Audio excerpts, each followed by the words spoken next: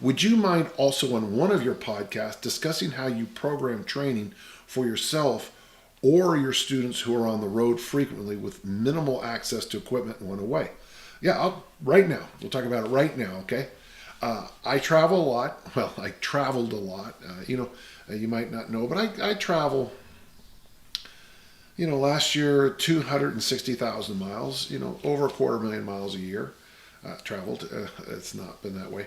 But I always travel in my bag. I keep three things for training. One, I always travel with a Brett Contreras glute loop. I always travel with a Perform Better black mini band, and I always travel with a light blue lacrosse ball that Coach Joe D gave me, and it's a little softer than a normal one. With the lacrosse ball, I'll rub my feet. I don't know what it is about travel, but my feet tend to get kind of beat up. Someone told me it's because your feet swell on flights, and I think my hands do, because I really noticed that. And I always blame the salt, but the feet too. So rolling your feet out when you first get somewhere really seems to help. And if you go to Europe and you walk more and you're American, you'll want to rub your feet out because you're just not used to it. With the mini band, I do the monster walks on my feet. With the glute loop, I do clamshells and hip thrusts, and then I flip over and do push-ups. So to me, the hip thrust, clamshell, mini band walk, and push-up. And when I do the push-ups, I really strive on the road to really make sure, I'm really locked and loaded, so I don't get too jacked up. To me, that's the best thing. So it's really simple things. Now, you said no equipment, and I just told you to bring equipment. But if you don't have equipment, you can always do goblet squats with Gideon's Bible. You can do push-ups on the floor. I've never been, and this is change, never was wrong. In the past 42 years, I've become less and less concerned about training on road trips. Back when I was young, I had to Olympic lift, and I'd go find a place, and it never worked out well.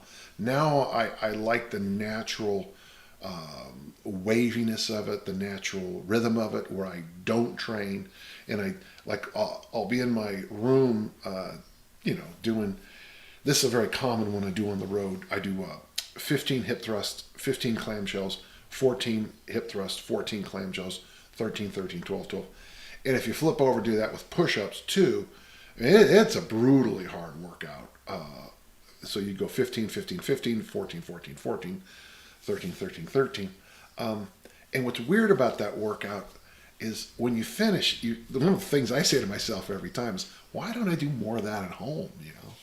But that's good, because that's, to me, if you follow my point about the rhythms of things, that's my road workout. Here I do a different kind, so there's some value there. Is the easy solution on the weeks away to adjust the workout generator for the equipment you have access to, or does continual adjustment like this affect the progressions? Well, what you could easily do now, if you're talking about the workout generator that's at Dan John University, you probably could just plug in no equipment. I've done a couple of the no equipment workouts, and they're not bad at all. There's a jumping squat in there, and there's some kind of different variations of hinges. I would never do them in my home gym, but hey, you're by yourself in a hotel room. You can do that odd thing.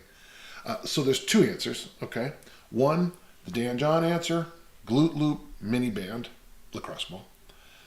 The no equipment workout generator one. Both are excellent. There's no problem with either of them. And don't forget, while you're on the road, eat the local cuisine, go for long walks, and just have some great adventures. Thank you.